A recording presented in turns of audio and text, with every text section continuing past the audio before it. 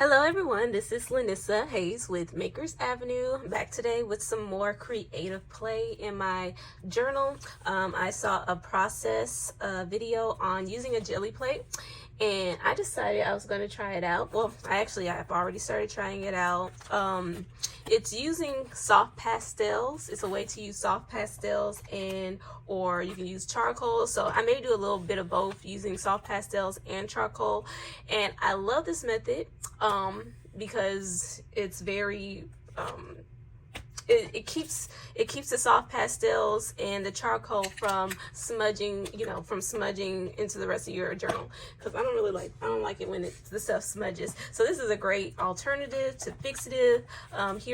Here's some pages that I started on. I haven't finished it. I'll probably go back in to add some finishing touches, but this was not my idea. There's this YouTuber artist, I think his name is Yeats Makes. I'm going to link his tutorials at the bottom. He has a great gel printing channel. He does a lot of gel printing on his channel, and a lot of different techniques that you don't usually see that you don't typically see in the gel printing community online. I like his a lot because they remind me a lot of when I was in printmaking in college, and I see a lot of those. It kind of mimics a lot of those techniques. So like I said, I would check his channel out and look at his tutorials. This is just my spin, my take on it. I'm not going to do all the same things he did. I'm going to kind of switch it up a little bit, and like I said, I'm just playing. So I'm going to start with, I'm just going to show you some of the supplies that you can use.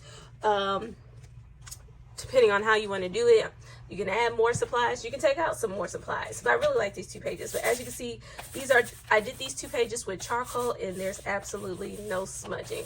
I love that. And I'm probably going to go back in and add to it. Started this as well, and I feel like I'm going to go in and add some more color to this. This is like with soft pastels, and then I went in with some collage elements. So you're going to need a brayer. Obviously you're going to need some soft pastels, chalk pastels. It doesn't matter what type of brand. You can use the expensive one like Sennelier. These are new pastels from Prismacolors. They're a lot cheaper. Or you can use the really cheap sets that you can get from the craft stores. Like I said, you can also just use, if you want to keep it black, just use charcoal. So I got some Vine charcoal. I had this little tin, so I'll be using that today. If you want a transparent background, meaning you don't want white on top, I would suggest that you use some sort of matte gel medium. Not the fluid type, because I realized when I was playing with it earlier, the fluid type kind of beads up on the gel plate. You can use some paints, whatever types of paints you want. I'm going to try to keep the colors pretty limited. And papers. So I'm going to use this to draw. Papers to draw on and papers to print on. These are some Tim Holtz papers. I'll probably be playing with these a little bit as well. I'm not 100% sure what I'm gonna all be doing today, but last but not least, you're definitely gonna need your gel printing plate. So as you all know, pretty sure you know, these come in multiple sizes. I got this one. This one is pretty small and it will fit in my journal, so I'm gonna use this one today. You can get these from Hobby Lobby. I got several of them from Hobby Lobby when they went on clearance, I think. So if they went on clearance, they may not sell them anymore. I'm not sure. But of course, you can get them from any art store or online. Okay, everyone, welcome to voiceover mode. So this part is optional. I want to create a background on this page, and you don't really have to do this. You could just go over with your print, with your drawing, but I kind of like the idea of being able to see to a background with a gel print, because I feel like that's one of the big bonuses of printing. You can still see the background. So I'm just randomly playing around, putting colors down with some markers, washable markers, the washable crayons. These aren't even Neo Color crayons. They're just cheap crayons that I got from Daiso. And I'm just going in and making some marks. Again, it's very random. I didn't have a plan for this. Here I'm going with Distress Paint, Tim Holtz Distress Paint. Does it have to be Distress Paint? No, it can just be regular acrylic paint. And again, I'm just kind of subduing some of those background marks, and again, I'm just playing around. This is how I loosen up and free myself up.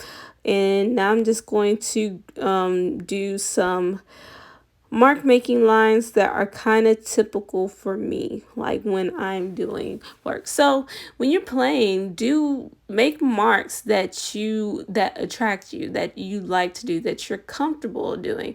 And again, this goes back to developing your style. Once you do things that you like over and over, that's your style. So making these kind of lines is something that I'm just used to doing in a lot of my drawings, and it pulls things together. So yeah, like I said, doing a background is optional. I just felt like doing it. Here I'm just going to take, again, some distress paint and kind of do the same process. Taking that water-soluble crayon. I'm not even going in with water. I'm just using the paint to kind of blend and blur some of those edges. So I kind of really like the way these backgrounds look, even if I wasn't doing a gel plate. This could be just a good practice. Like when you don't know what to do, just make a messy background. Have fun.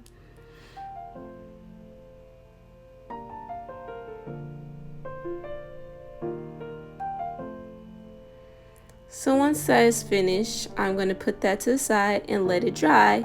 And now I'm going to work on doing my drawing for the gel plate. Now, you don't need a reference image. I'm just using one because I've been having this idea of using some decorations around our home and just kind of taking that as inspiration. This drawing is not going to look like it. Again, this is just loose inspiration, but you don't have to have like a specific drawing. You could just make marks, or you could just put color down on the paper. Again, just for this exercise, I'm just practicing and I'm playing, and I'm using what I'm inspired by. So I'm using, this is a willow, is it willow charcoal or vine charcoal? Anyway, it's very soft charcoal. You can get it from the art supply store. I didn't like the way that flower looked. The composition was weird, so I kind of just took a towel and erased it. Actually, I'm not really feeling, because I'm trying to be loose and free. I wasn't really thinking about the composition, so the compositions that I'm doing today aren't really my favorite, but again, I'm just more exploring this new technique. So I'm not being too hard on myself. This is just play and exploring. So I still want to play with the soft pastels that I have. The brand that I'm using are Prismacolor New Pastels. Now, these new pastels are a bit harder than, like, let's say your Sennelier pastels, but I really do love them. They're great to like draw with. I feel like you get a little bit more control than like some of the more expensive brands. So I just wanted to add some color to them. And now I'm trying to go in and see exactly how I'm going to lay this on the gel plate. This is a great way to crop it out. And then I'm just going to rub it. And as you can see, just going into a little bit more pressure. As you can see, the drawing transfers beautifully. So, and you still have your original drawing. So now I'm going to go in, depending on what type of background you want. You can do this either, you can have a transparent background, or you can take certain colors. Me, I kind of want it to be translucent. I want it to be not completely transparent, but I do want a little color. So I add some like Titan buff or beige color. I can't remember the exact. This is a very flat matte paint, titanium white, and a little bit of matte gel medium.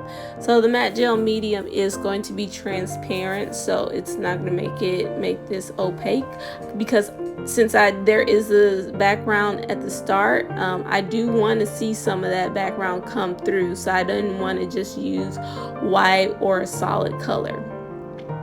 Now for this first pool, honestly, I always have a hard time being able to tell if I use too much paint or too little. And in this case, I didn't put enough paint on there. Some areas were already coming off. So when I first put, for this first one, when I first put it down, it's not gonna really pull that much because there's not enough paint on the back image. So I'm gonna try, this is my first pull, try to rub it down.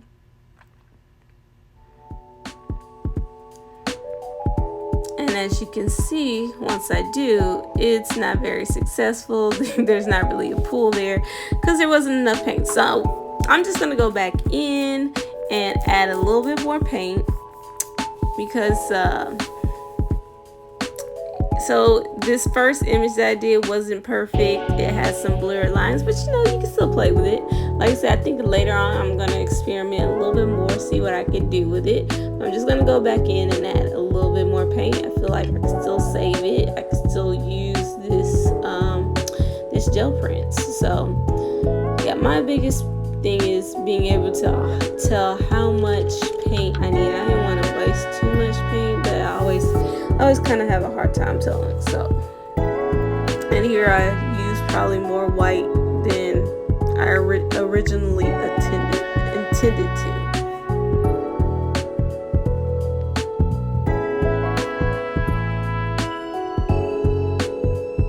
So I'm just rolling that brayer off, trying to clean it off somewhere off screen. And so here's my attempt again. See, some of those lines kind of get messed up. You can see some of the stuff was taken away with the brayer because there wasn't enough paint on the original pool, on the first pool. So, but I'm trying again, and this time it works. And there you go. Boom. The background gets covered more than I like because I did go a little bit more heavier on the opaque. But see, some of the lines, colors aren't there as much because they got rubbed out with the first one, but it's okay. To clean it off, I'm just going to get a baby wipe and spray some rubbing alcohol. Of course, there are better ways to clean your gel plate. Some people use hand sanitizer. I didn't have any gel hand sanitizer because I usually just use rubbing alcohol. So now I'm going to do another one. Try again with the drawing. I don't think I'm using a reference picture this time. I'm just seeing what I could make with the flowers. Just be random. Again, don't feel any pressure to do flowers. Just make marks if you just want to make marks. Do blocks of colors. It'll, you know, use stencils with the pastels. I'm just going for flowers because I'm trying to practice with another class that I'm taking right now. And that's one of my personal focuses. Now I kept saying that I was going to just do one with charcoal, but the chalk pastels were just sitting there tempting me, so I kept going and adding back soft pastels into it. So that's what happened here. So I did add some color. Notice how some of these leaf shapes are more just blobs. I'm not even really drawing. I'm just making marks, making dabs of color here and there. I wasn't thinking about it too much, so the color choices are just kind of limited. You just kind of play on what, you know, I didn't really try, you know, make a plan of this. If I made a plan, it probably would have been a little bit better, but again, it's more, sometimes I just have to go fast when I'm playing, so that way I'm not overthinking the process. And sometimes it works, sometimes it's okay. So here I am trying to figure out my composition again, since the drawing is a lot shorter. Of course, there are bigger gel plates if you want to go for a bigger size, but this is perfect for my sketchbook. So I'm just rubbing it on the back, and there's that beautiful transfer. I just love how this looks. Now, again, I want to keep some of that transparency, so I'm going in with a little white and also a little matte medium. And do I do the beige? Yeah, I'm going with some matte medium, and then I will take the brayer and roll that paint out.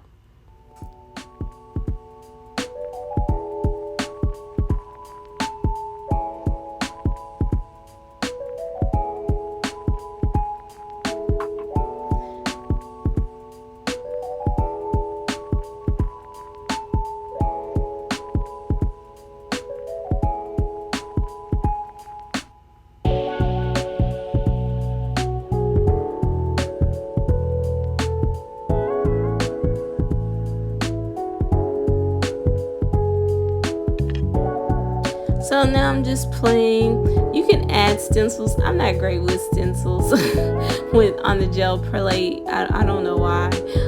So I'm just playing to see if I can pick up some of that subtle texture, but I wasn't fully committing to the stencil. So you can fully, you can try it more. I'm just, when it comes to gel plates, I'm more minimal, so I don't put too many layers on it. Maybe that'll change one day, but for right now, I'm more minimal with my gel prints.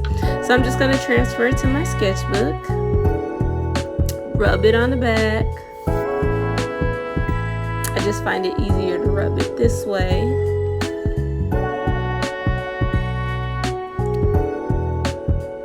And then I will lift the page. And as you can see, this print pulled a lot better than the first one. So I like this one. Now I do want to go back in and play with these. So that shows you the how.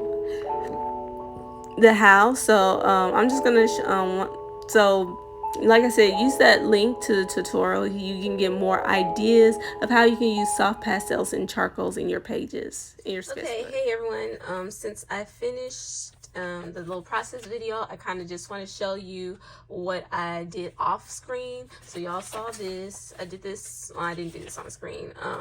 These are what the gel prints look like after. Well, I want to go back in and play some more, so these aren't completely done. I just wanted to show you, give you like a final look. Like I said, I really love this. I think I'm going to enjoy this technique, and I'm going to incorporate it a lot more. These are two of the like actual drawings that I did, like the original drawings. And what I did was I just took the gel plate and went over it with some matte medium, and then put the just matte medium all by itself. Put the, well, no, there was some paint on it. There was a little bit of paint. So this was matte medium and like buff titanium and white, but it was more matte medium, so it's still kind of transparent. So I just put the gel plate over it. It gives it a matte finish, and it also keeps the original drawing from smudging. And so I just glued it in. The same with this side. It was one of the original drawings as well. For this one, I went in with matte medium, like brayered it over the gel plate, and then I also took a little sepia India ink and also mixed that in with the matte medium, and so it gives me this very tonal page, which I actually love. I think I'm going to paint, do a little bit, like, again, I'm going to do work on it a little bit more, which will probably be in another video, like a part 2 video. Since this paper was really cheap, there were some tears when I was taking it off the gel plate, but I like it because it gives it a nice grungy texture. And since it's my sketchbook, I'm not trying to be perfect. But yeah, just going in with your, like, if you have a charcoal drawing and you don't want it to smudge, you could just take some matte medium that I used during this process, roll it on the jelly plate, and then just put print over it, and it'll keep the charcoal in the pastels from smudging. So or it can give you a nice tint. So maybe I'll do another video to show that. So I just put these in my sketchbook. Here are some of the other papers that I kind of did on the side. That was just mark making. And again, went back on top with some paint or some matte medium so it won't smudge as much. I'll probably use these as pieces of collage fodder later. Here's another one of the original drawings that I didn't like the drawing so much, but again, I can use this as collage fodder. Same with this one. Like, I didn't like these. Well, I don't know if I cared about the drawings as much. I could throw them away, but again, I can use them in something else. These are the ones that I tried with the Tim Holtz paper, like printing it on top. I do like this effect. I can use it in paintings or in another project. So this is the Tim Holtz paper. I did some distress paint in the background and then just printed the drawing on top with the gel plate. So again, I'm just so I love the fact that it doesn't smudge at all. This excites me. It really does. Okay, so here's another one with Tim Holtz, and I did like 2 prints.